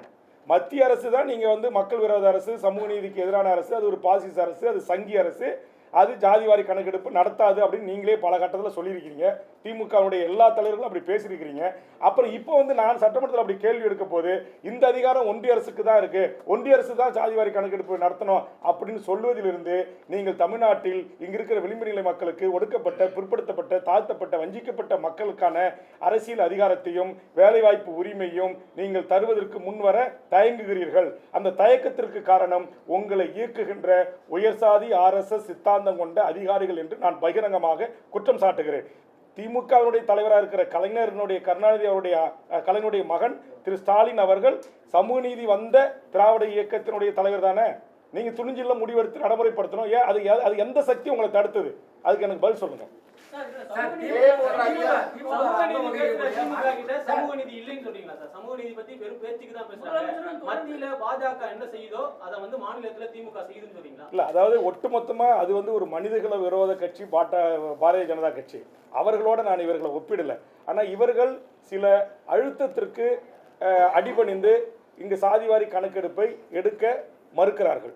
ஏன்னா இன்னைக்கு மைனாரிட்டி சமூகம் என்று சொல்லக்கூடிய முன்னேறிய RSS பிஜேபி ஆதரவாளர்கள் தான் இன்றைக்கு கோட்டையில் யார் ஆட்சிக்கு வந்தாலும் கோல் வச்சுக்கிறார்கள். அதனால அவர்களுடைய ஆலோசனையை பெற்று நீங்கள் வேண்டாம், ஜாதிவாரி கணக்கெடுப்பு நடத்திங்கன்னா ஏற்கனவே முன்னேறிய வகுப்பினர் அனுபவித்து வருகின்ற அந்த உரிமைகள் அனைத்தும் பறிபோய்விடும் அப்படிங்கிறதால தான் இப்போ இங்கே இத்தனை பேர் பத்திரிகை ஊடக நண்பர்கள் உட்காந்துருக்கீங்க. உங்கள் சமூகத்தை சேர்ந்தவர்களுக்கு உரிய உங்கள் எண்ணிக்கைக்கு ஏற்றவாறு உங்களுடைய சமூகத்தை சேர்ந்தவர்களுக்கு இங்கே அதிகாரத்தில் பங்கு இருக்கிறதா? கோட்டையில் கோல வச்சுக்கின்ற செயலாளர்கள் பங்கு இருக்கிறதா? மாவட்ட ஆட்சித்தலைவர்கள் பங்கு இருக்கிறதா? காவல்துறை கண்காணிப்பாளர் பங்கு இருக்கிறதா? DGP, ADGP, சட்ட ஒழுங்கு, உளவுத்துறை போன்ற உயர் பதவிகளுக்கு தமிழர்களுக்கு வழங்கப்படுகிறதா? நீங்கள் இன்றைக்கி எடுத்துங்க, ஒரு ஜோன் IG எடுங்க, SP எடுங்க, கலெக்டர் எடுங்க. இப்போ நியமிக்கப்பட்டிருக்கிற உளவுத்துறை DGPயிலிருந்து எடுத்து கணக்கு பாருங்கள். ஏன் தமிழ்நாட்டில் தமிழை தாய்மொழியாக கொண்ட அல்லது மொழி சிறுபான்மையராக ஆண்டாண்டு காலமாக இந்த மண்ணில் வாழக்கூடிய மக்களுக்கு யாரும் அந்த இடத்துல அமர்வதற்கு அதிகாரம் இல்லையா? அப்போ இதில் எங்கே இருக்குது சமூக நீதி? இதைத்தான் நான் சட்டமன்றத்தில் கேட்குறேன், இதைத்தான் நான் அவருக்கு டிமாண்டாக கொடுக்குறேன். அப்போ நீலாம் யார் எங்களுக்கு டிமாண்டு வைக்கிறது? டிமாண்டு வச்சுலாம் எங்ககிட்ட நீங்கள் கூட்டணி வர வேணாம் அப்படின்னு நீங்கள் எங்களை கையாளுறீங்க. அதனால் நாங்கள் கூட்டணி விட்டு வெளியேறோம். நான் என்ன சொல்றேங்க, கொள்கை தாங்க காரணம். நான் கொள்கை நான் நான் சொல்றேன், எனக்கு சீட்டு முக்கியம் இல்லை. ஆட்சிக்கு வந்தால் வேல்முருகன் திமுக அரசியல் குடைச்சலாக இருப்பார் அப்படின்னு ஒரு போட்டு சொல்லி. ஆமா, நான் நீலகிரி மாவட்டத்தில் 80,000 ஹெக்டர், நீலகிரி மாவட்டத்தில் 80,000 ஏக்கர் நிலங்கள் நம்முடைய அங்கே வாழ்கின்ற மலைவாழ் மக்களுக்கும் தோடாஸ் மக்களுக்கும் சொந்தமான 17 ஜென்ம பூமி என்று சொல்வார்கள். அந்த நிலத்தை மீட்க வேண்டும் என்று சட்டமன்றத்தில் 5 முறை பேசினேன். அது மகாவீர் ஜெயின் ஒருத்தவன் அரசு அதிகாரிகளை கையில் வைத்துக்கொண்டு தான் பெயருக்கு பட்டா மாற்றி அதை தமிழ்நாட்டில், இந்தியாவில் பல மாநிலங்களில் வங்கியில் வச்சு பல ஆயிரம் கோடி மோசடி செஞ்சுருக்கிறான். அதை மீட்டு அந்த நிலங்களை அங்கே இருக்கிற நிலமற்ற ஏழை மண்ணின் பூர்வீகுடி மக்களுக்கும் இலங்கையில் பண்டாரநாயக்கா ஸ்ரீராமா ஒப்பந்தத்தின் அடிப்படையில் இங்கே கொண்டு நீலகிரியில் வைக்கப்பட்டிருக்கிற 5 லட்சம் மக்களுக்கும் 1 சென்ட் நிலங்கடை. இன்னைக்கு தோட்ட எஸ்டேட்லாம் மூட்டான், பசியும் பட்டினியுமா வாடி கிடக்கிறாங்க. அவர்கள் என்னுடைய தொப்புள் கொடி ரத்த உறவு. ஈழத்தில் தான் 1.5 லட்சம் மக்களை கொன்று குவிச்சாங்க. தோட்ட தொழிலாளர்களாக அழைத்து செல்லப்பட்டு அங்கு உறிஞ்சி அட்டை போல் அவருடைய ரத்தத்தை உறிஞ்சி திரும்ப அவர்கள் கொண்டு வந்து இங்கே கப்பலில் இறக்கப்பட்டு நீலகிரி, புதுக்கோட்டை, மதுரை பல்வேறு மாவட்டங்களில் 5 லட்சத்துக்கு மேற்பட்ட மக்கள் வாழ்கிறாங்க. அவங்களுக்கு ஒரு சொந்த வீடு கிடையாது, ஒரு சென்ட் நிலம் கிடையாது. ஆனால் இங்கே மார்வாடி, சேட்டு, குஜராத்திகள் 80,000 ஏக்கர் நீலகிரியில் மட்டும் எங்கள் மண்ணின் பூர்வீகுடி ஆதி தமிழர்களுடைய நிலத்தை தன் சொந்த பெயருக்கு பட்டா மாற்றியிருக்கிறான். இதுக்காக நான் முதலமைச்சர்கிட்ட கடிதம் கொடுத்தேன், ரெவன்யூ மினிஸ்டர் சந்தித்து கடிதம் கொடுத்தேன், ரெவன்யூ செக்ரட்டரி திருமதி அமுதாவை சந்தித்து கடிதம் கொடுத்தேன். ஒரு பதிலும் கிடையாது. இதே மாதிரி தமிழ்நாட்டில் ஆயிரக்கணக்கான லட்சக்கணக்கான ஏக்கர் நிலங்களை தமிழர் அல்லாதவர்கள் முழுவதுமாக கைப்பற்றி கொள்கிறார்கள். இங்கே தமிழ்நாட்டில் என்ன வணிகம் தமிழர்கள் கையில் இருக்கு? ஒன்றே ஒன்று சொல்லுங்கள். இரும்பு வணிகம் நம்ம கையில் இருக்கா? தங்க வணிகம் நம்ம கையில் இருக்கா? வெள்ளி வணிகம் நம்ம கையில் இருக்கா? மஞ்சள் வணிகம் நம்ம கையில் இருக்கா? முந்திரி வணிகம் நம்ம கையில் இருக்கா? என்ன இருக்கு? நீங்கள் ஒளிப்படம் பதிவு செய்கிறீங்களா? கருவிகள் இதெல்லாம் விற்கிறது வாங்குறது ஹோல்சேல் யாரு? தமிழ்நாட்டில் இங்கே சென்னை தலைநகரத்தில் இருக்கிற அத்தனை 5 ஸ்டார் விடுதிகள் யாருக்கு சொந்தம்? மிகப்பெரிய மால்கள் யாருக்கு சொந்தம்? என்னுடைய நிலம் அடியோடு பறி போயிட்டு இருக்குங்க. பரந்தூர் விமான நிலையத்தில் எதுக்கு நீங்கள் டாட்டாவுக்காக என்னுடைய பூர்வீகுடி மக்களுடைய நிலத்தை 5000 ஏக்கரை அவங்களை கொண்டு போய் அகதியா பல கிராமங்களுக்கு தூக்கி எரிஞ்சு எதுக்கு தாரை வாக்குறீங்க? இந்திய அரசுக்குன்னு சொந்தமாக விமானம் இருக்கா? அப்போ இது வேல்முருகன் திமுக அரசுடைய தடையை மீறி அங்கு சென்று அந்த போராட்ட காலத்தில் பங்கெடுத்து கொண்டேன். அன்னையிலேருந்து ஒரு மந்திரி, அங்கு திமுக அமைச்சர்கள் இருக்கிற மந்திரி அங்கே பல 100 ஏக்கர்களை வாங்கி போட்டிருக்கிறாங்க. அது 5 மடங்கு அரசாங்கமே அவர்களுக்கு உயர்த்தி கொடுக்குது. அப்போ அது வேல்முருகன் இதில் குறைச்சலாக இருக்கிறான் அப்படின்னு நினைக்கக்கூடியவர்கள் இந்த தேர்தல் நேரத்தில் என்னை பழி வாங்குகிறார்கள். அதை பற்றி எனக்கு கவலை இல்லை. என்எல்சியில் நெய்வேலி நிலத்தை கையகப்படுத்தக்கூடாதுன்னு நான் தடுத்து நிறுத்துறேன். வானராயபுரம் உள்ளிட்ட தென்குச்சி, வடக்குத்து இது உள்ளடக்கிய பல கிராமங்களில் பன்னெடுங்காலமாக வாழ்கிற எங்களுடைய மக்களை அடியோட பிடுங்கி தூக்கி எறிகிறீங்க.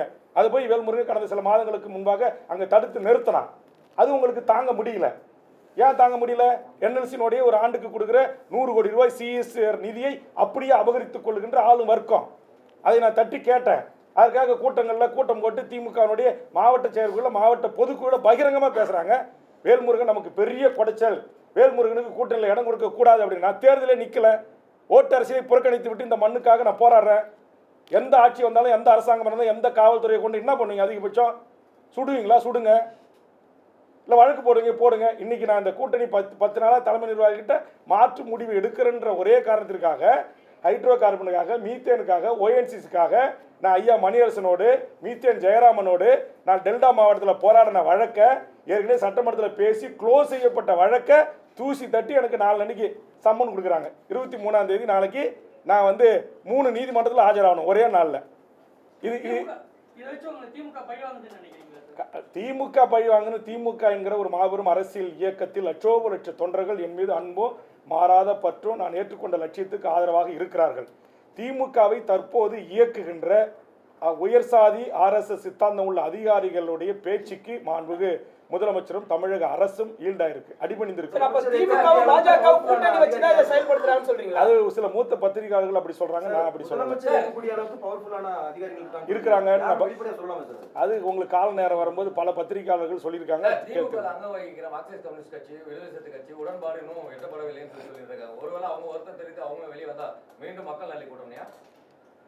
இல்லை, அது நான் வெளியேறிட்டேன்னு உங்களுக்கு அறிவிச்சிருக்கிறேன். அவர்கள் அப்படி வெளியேறி விட்டார்கள் என்று அறிவித்தால் அப்படி அவங்க வெளியேற மாதிரி எனக்கு தெரியல. காரணம், அவர்கள் அனைவருமே, நான் தான் சொல்கிறேன், இப்போ உங்களை சந்திக்க உட்கார முன்னாடி அந்த கட்சியினுடைய மாநில செயலாளர்கள், தலைவர்கள், அண்ணா நம்ம ஒரு மதச்சார்பற்ற அணியில் இருக்கிறோம், நீங்கள் கண்டிப்பாக சட்டமன்றத்துக்கு போகணும், குரலற்ற மக்களின் குரலாக நீங்கள் ஒழிக்கணும் அப்படின்றத தொடர்ந்து உங்களுக்கே தெரியும். நேற்று கூட பத்திரிகையாளர் சந்திப்பில் அண்ணன் திருமாவளவன் என் மீது வைத்திருக்கிற அந்த மிகப்பெரிய ஒரு நம்பிக்கை, ஒரு நட்பின் காரணமாக பல முறை என்னை தொடர்பு கொண்டு பேசினார்கள். அதனால் பல என் மீது மாறாத பற்றுள்ள பல திமுகவுடைய மாவட்ட செயலாளர்கள், அமைச்சர் பெருமக்கள் கூட இந்த நிமிடம் வரையிலும் கூட என்னை தொடர்பு கொண்டு கொஞ்சம் பொறுத்தருங்க அப்படின்லாம் பேசுகிறாங்க. ஆனால் எனக்கு என்ன சொன்னேன், சரி சீட்டு தான் உங்களுக்கு நெருக்கடி இருக்குது, காங்கிரஸுக்கு கூட்டு கொடுத்துட்டீங்க, தேமுதிகவுக்கு கூடுதலாக கொடுத்துட்டீங்க, கமல்ஹாசனுக்கு கொடுக்குறீங்க, சீட்டே வேண்டாங்க, இந்த 10 அம்ச கோரிக்கை நிறைவேற்றுங்கன்ற. இது நீங்கள் ஜாதிவாரி கணக்கெடுப்பு நடத்தும். இன்னும் இப்போ 5 வருஷம் ஆட்சி முடிஞ்சு போச்சு. 5 வருஷம் கரடியாக நான் கத்தனை சட்டமன்றத்தில் செய்யலைங்க. மீண்டும் திமுக தான் ஆட்சிக்கு வரப்போகிறது, இது ஒரு வெற்றி கூட்டணி என்று நானே சொல்லியிருக்கிறேன்ல. அப்படி இருந்தால் இல்லை, நேற்று வரைக்கும் இந்த நிமிடம் வரைக்கும் அதுதான் உங்ககிட்ட சொன்னேன். அப்போ மீண்டும் திமுக ஆட்சிக்கு வந்தபோது வேல்முருகன் கொடுத்த இந்த கோரிக்கைகளை திமுக அரசு பரிசீலிக்கும் அப்படின்னு என்னை அழைத்து முதலமைச்சர் சொல்லுவதில் என்ன உங்களுக்கு? அப்போ யார் தடுக்கிறா? எது உங்களை தடுக்கிறது? இந்த கேள்விக்கு என்ன பதில் இருக்குது? அப்போ தான் நான் சொல்கிறேன், இங்கே சமூக நீதிக்கு எதிரான, இங்கே பாரதிய ஜனதாவில் இறக்கிவிடப்பட்ட இங்கு RSS சித்தாந்தத்தை ஏற்றுக்கொண்ட முன்னேறிய சமூக நீதிக்கு எதிரான ஒரு கூட்டம் முதலமைச்சரை சுற்றி இருந்து கொண்டு முதலமைச்சரை இயக்குகிறது. அதனால தான் முதலமைச்சருடைய கைகள் கட்டப்பட்டிருக்கிறது. நான் கேட்குறேங்க, தமிழர் வாழ்வுரிமை கூட்டமைப்பில் 150 அமைப்புகளுக்கு ஐயா நெடுமாறன், குளத்திருமணி, கோவை ராமகிருஷ்ணன், மணியரசன், எல்லா தலைவர்களும் தியாகு தோழர். நாங்களாம் என்ன சமூக விரோதிகளா? நாங்களாம் தீவிரவாதிகளா? நாங்கள் வந்து உங்களை சந்தித்து பேசணும்னு சொல்கிறோம். தமிழ்நாட்டுடைய முக்கிய வாழ்வுரிமை பிரச்சனை குறித்து, ஈழத்தமிழர் பிரச்சனை குறித்து முதலமைச்சர்கிட்ட போய் நான் கடிதம் கொடுத்தேன், சந்திக்க நேரம் கொடுங்கன்னு. ஏன் எனக்கு சந்திக்க நேரம் கொடுக்கல? சரி, கொடுக்கல. முத்துலட்சுமி அக்கா அவருடைய கணவர் இறந்துட்டாரு, உங்களுடைய சொந்த பட்டா இடத்துல வீரப்பனாருக்கு ஒரு நினைவு மண்டபம் கட்டி கொடுக்குறது அனுமதி கொடுக்கணும், முதலமைச்சரை சந்திக்கணுன்றாங்க. பல முறை கேட்டுட்டேன், சந்திப்பு கிடையாது. சரி, இதுக்கு 2வது சந்திப்பு 10.5% நிறைவேற்றுவது குறித்து ராமதாஸ், அன்புமணியை தவிர்த்து ஏனைய வன்னியர் சமூகத்தினுடைய பல்வேறு சின்ன சின்ன அமைப்புகள் தலைவர்கள் இருக்கிறாங்க. அவங்க எல்லாரும் என்னை வந்து சந்தித்து எங்களை முதலமைச்சர்கிட்ட கூப்பிட்டு போங்க, நாங்கள் முதலமைச்சரை சந்திக்கணும்னாங்க. இந்த 5 ஆண்டு காலத்தில் பல முறை முதலமைச்சர்கிட்ட அவர்களை சந்திப்ப நேரம் கேட்டேன், தரலை. சரி, தமிழர் வாழ்வுரிமை கூட்டமைப்புன்னு என் தலைமையில் ஒன்று இயங்குது, உங்களுக்கு எல்லாருக்கும் தெரியும். கடந்த 10 ஆண்டு காலம் கோபேக் மோடின்னு சொல்வதிலிருந்து தமிழ் சமூகத்தின் வாழ்வுரிமைக்காக மிகப்பெரிய போராட்டங்கள் 1 லட்சம் பேர் 50,000 பேரை திரட்டி தொடர்ந்து போராடுற அத்தனை போராளி இயக்கங்களும் என்னோட இருக்கிறாங்க.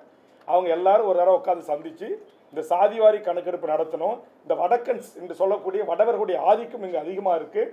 அதனால் அது ஸ்டேட் என்ட்ரி லைன் பர்மிட் முறை வடகிழக்கு மாநிலங்கள் போல தமிழ்நாட்டிலையும் ஒரு முறைப்படுத்தணும். நம்ம வட இந்தியர்களையோ மொழி வழி சிறுபான்மையோ நமக்கு எதிரி இல்லை. அதனால் இதை முறைப்படுத்துவதற்கு மாண்புமிகு முதலமைச்சரை சந்தித்து நம்ம பேசணும். நீங்கள் கூட்டமைப்பினுடைய தலைவராக இருக்கிறீங்க, எம்எல்ஏவாக இருக்கீங்க, முதலமைச்சரோட நெருக்கமாக இருக்கிறீங்க, ஒரு தேதி வாங்கி கொடுங்க அப்படின்னு சொல்லி எல்லாரும் கையெழுத்து போட்டு கொடுத்தாங்க.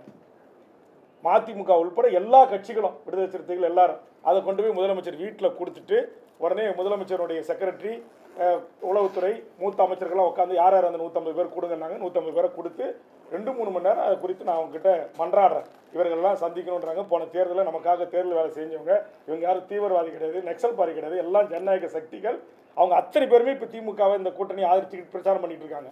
ஆனால் ஒரே ஒரு முறை கூட அவரை சந்திக்க முதலமைச்சர் தயாராக இல்லை. அப்போ இது எதை காட்டுகிறது? அப்போ நான் தான் சொல்கிறேன், முதலமைச்சர் சட்டமன்றத்தில் தனிப்பட்ட முறையில் என்கிட்ட பார்க்கும்போது நல்லா பேசுகிறாரு, நல்லா இருக்கிறாரு, அது எல்லாம் வேற. தனிப்பட்ட முதலமைச்சருக்கும் எனக்கும் எந்த கருத்து முரண்பாடும் கிடையாது. அவர் ஒரு மிகச்சிறந்த நல்ல மனிதர். கடைசி கூட்டத்தொடரில் நான் பேசுவது போல் இந்த 74 வயதிலும் கடுமையான ஒரு உழைப்பாளி. அந்த உழைப்பு தான் அவரை இந்த உச்சத்தில் கொண்டு வந்து நிறுத்தியிருக்கிறது என்பதில் எனக்கு எந்த மாற்று கருத்தும் கிடையாது. ஆனால் நான் இந்த தமிழ் சமூகத்திற்காக நான் வைத்த கோரிக்கைகள் அது ஏன் நிறைவேற்றப்படவில்லை? அது குறித்து அவர்களோடு உங்களை ஆட்சிக்கட்டில் அமர்வதற்கு போராடிய குளத்தூர்மணியை சந்திக்கிறதுல, கோவை ராமகிருஷ்ணனை சந்திக்கிறதுல, தியாகுவை சந்திக்கிறதுல, மணியரசனை சந்திக்கிறதுல, மீத்த ஜெயராமனை சந்திக்கிறதுல, மே 17 இயக்கத்தை சந்திப்பதில், பொயிலனை சந்திப்பதில், பெருஞ்சித்தனாருடைய பையன் பொயிலனை சந்திப்பதில் உங்களுக்கு என்ன பிரச்சனை? குழந்தை அரசனை சந்திப்பதில் என்ன பிரச்சனை? தடா ரஹீமை சந்திப்பதில் என்ன பிரச்சனை? KM ஷரீஃபை சந்திப்பதில் என்ன பிரச்சனை? STPயினுடைய முபாரக்கை சந்திப்பதில் என்ன பிரச்சனை? அப்போ இவர்கள் எல்லாம் நாங்கள் கையொப்பமிட்டு உங்ககிட்ட கொடுத்தோமே, ஏன் எங்களை அழைச்சி பேசலை? ஒரே ஒரு முறையாவது இந்த 5 ஆண்டு காலத்தில் கோட்டையில் அதிகாரப்பூர்வமாக தமிழர் வாழ்வுரிமைக்கான போராட்ட களத்தில் இருக்க இயக்கங்களை சந்தித்து முதலமைச்சர் பேசியிருக்கிறாரா?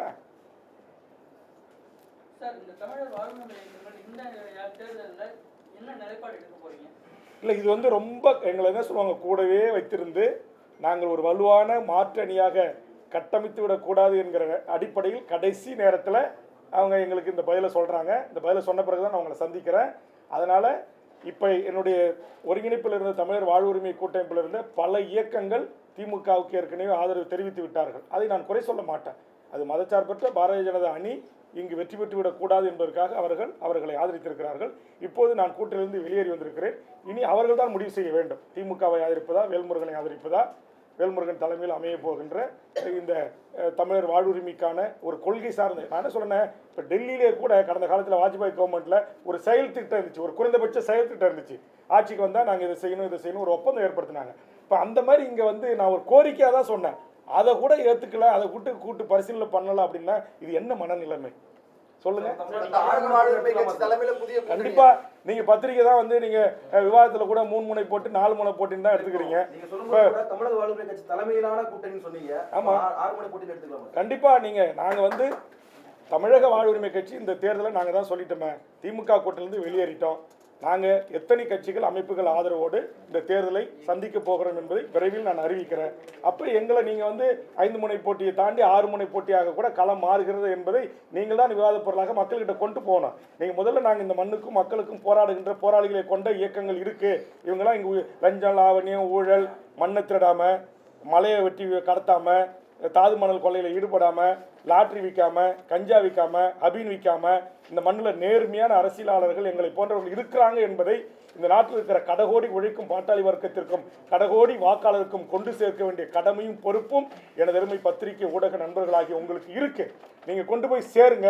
நீங்கள் ஒரு சினிமா நடிகரை கொண்டு போய் சேர்ப்பதில் இங்கே இருக்கிற போராளி இயக்கம் மறந்து ஐயா கண்ணு நல்லக்கண்ணு போன்றவர்களை சேர்க்க மறந்துட்டீங்க. ஐயா கண்ணு போன்ற பாண்டியன் போன்ற இந்த மண்ணுக்காக விவசாய மக்களுக்காக போராடுகின்ற இளைஞரன் போன்றவர்களை கொண்டு போய் சேர்க்க மறந்துட்டீங்க. எத்தனையோ விவசாய சங்க தலைவர்களா உதயகுமாரனை கொண்டு போய் சேர்க்க மறந்துட்டீங்க. ஆக அதுமாரி இல்லாமல் ஒரு அரசியல் கட்சியாக நாங்களும் இந்த மாதிரி நாங்களும் இருக்கிறோம். இப்போ நிறைய அமைப்புகள் இருக்கிறாங்க, சமரசமற்று கடைசி நிமிடம் வரைக்கும் போராடி மடிந்தாலும் பரவாயில்லை அப்படின்னு. இப்போ அவர்களுக்கு உரிய முக்கியத்துவத்தை அவர்களுக்கு உரிய இடங்களை பத்திரிகை ஊடகங்கள் அவர்களுக்கு உரிய வெளிச்சத்தை கொடுங்க. நாங்கள் எல்லாரும் சேர்ந்து இந்த பத்திரிகை ஊடகத்தின் சார்பாக நாங்கள் கைகூப்பி தமிழக மக்கள்கிட்ட சொல்கிறோம், நாங்கள் ஒரு மாற்று அரசியலை, ஒரு அறம் சார்ந்த அரசியலை, ஒரு இந்த மண்ணுக்கான மக்களுக்கான மொழிக்கான இனத்திற்கான எதிர்கால என் சந்ததிக்கான ஒரு அரசியலை செய்வதற்கு நாங்கள் முற்படுகிறோம். தமிழக மக்கள் தமிழக வாழ்வுரிமை கட்சி தலைமையில் நாங்கள் முடிவெடுத்து அறிவிக்கின்ற அந்த கூட்டணியை ஆதரிக்க வேண்டும் என்று அன்போடு கரங்கூப்பி தமிழக மக்களுக்கு வேண்டுகோள் வைக்கிறேன்.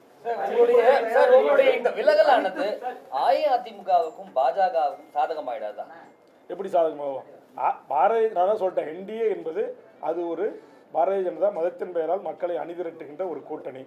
அந்த கூட்டணியை எங்களுக்கு வாக்களிக்கக்கூடியவர்கள் கொள்கை, கருத்தியல், லஞ்சம் லாவண்யம், ஊழல், சுற்றுச்சூழல், காலநிலை மாற்றம், மீனவர் வாழ்வுரிமை, தொழிலாளர் வாழ்வுரிமை, விவசாயிகளுடைய வாழ்வுரிமை, விவசாயிகள் உற்பத்தி செய்கின்ற விளைபொருளுக்கு நியாயமான கட்டுப்படியான விலை கிடைக்க வேண்டும் என்று சொல்லுகின்ற எங்களுடைய சிந்தனை, எங்களுடைய எண்ணங்கள் என்டையராக டிஃப்ரெண்ட். ஆனால் பாரதிய ஜனதா என்பது முழுக்க முழுக்க கார்ப்பரேட் நிறுவனங்களை உள்ளடக்கிய பெரும் முதலாளிகளை வளர்த்து எடுக்கிற, இங்கே இருக்கிற நான் சொன்ன சிறு குறு தொழிலாளர்களிலிருந்து சிறு குறு விவசாயிகளிலிருந்து மீனவர்களிலிருந்து இவர்களுடைய வாழும் உரிமை பறிக்கின்ற ஒரு கட்சி பாரதிய ஜனதா. அதுக்கு எப்படி நாங்கள் லாபமாக செயல்படுவோம்? தனித்து போட்டியில் தயாராக கண்டிப்பாக. ஏன்னா நான் கூட்டணி இப்போ வந்திருக்காங்க, அவங்களை கேட்காம நான் அறிவிக்கக்கூடாதுன்னு உங்ககிட்ட அறிவிக்கல. அவர்கள் அனைவரோட கலந்து பேசி கிட்டத்தட்ட 25 அமைப்புகள், சின்ன சின்ன விளிம்பு நிலை மக்களுக்காக போராடுகின்ற கட்சிகள் என்னை வந்து சந்திச்சிருக்காங்க. ஏற்கனவே நான் சொன்ன மாதிரி திரு தடா ரஹீம் போன்றவர்கள், திரு உதயகுமாரன் போன்றவர்கள், திரு KM ஷரீப் போன்றவர்கள், நம்முடைய தூத்துக்குடியினுடைய ஸ்டெர்லைட் போராட்டத்துடைய ஒருங்கிணைப்பு குழு தலைமை ஒருங்கிணைப்பாளர் நேற்று தினம் வந்து என்னை ஆதரவு தெரிவித்தார் டாக்டர் வாத்திமா போன்றவர்கள். இது போன்ற எண்ணற்ற அமைப்புகள், இயக்கங்கள் தொடர்ச்சியாக நீங்கள் எடுக்கிற அந்த முடிவுக்கு நாங்கள் ஆதரவாக இருக்கிறோம் என்று தொடர்ச்சியாக எனக்கு ஆதரவுகள் குவிந்து கொண்டு வருகிறது. நீங்கள் பத்திரிகை நண்பர்களே சொல்லுங்கள், இந்த 2 நாளாக இந்த ஸ்டாண்டை நான் எடுத்த பிறகு, இப்படி கலந்து ஆலோசிட்டுருக்குன்னு தெரிஞ்ச பிறகு சமூக வலைதளங்களில் நீங்கள் சாதாரண பொதுமக்கள் கூட என்னை ஆதரித்து கருத்து பதிவிட்டு கொண்டிருக்காங்க. அப்படி வேணுமா நான் வேணுமா ஒரு 100கணக்கான கருத்து பகிர்வு உங்களுக்கு வேணுமா அனுப்புகிறேன். நீங்கள் வேணுமா செய்தியாக போட விருப்பம் இருந்தால் போடுங்க. நாங்கள் வந்து அதை வந்து எங்களுக்கு கிடைக்கிற ஆதரவுகளை பொறுத்து கண்டிப்பாக நாங்கள் முடிவு அறிவிப்போம்.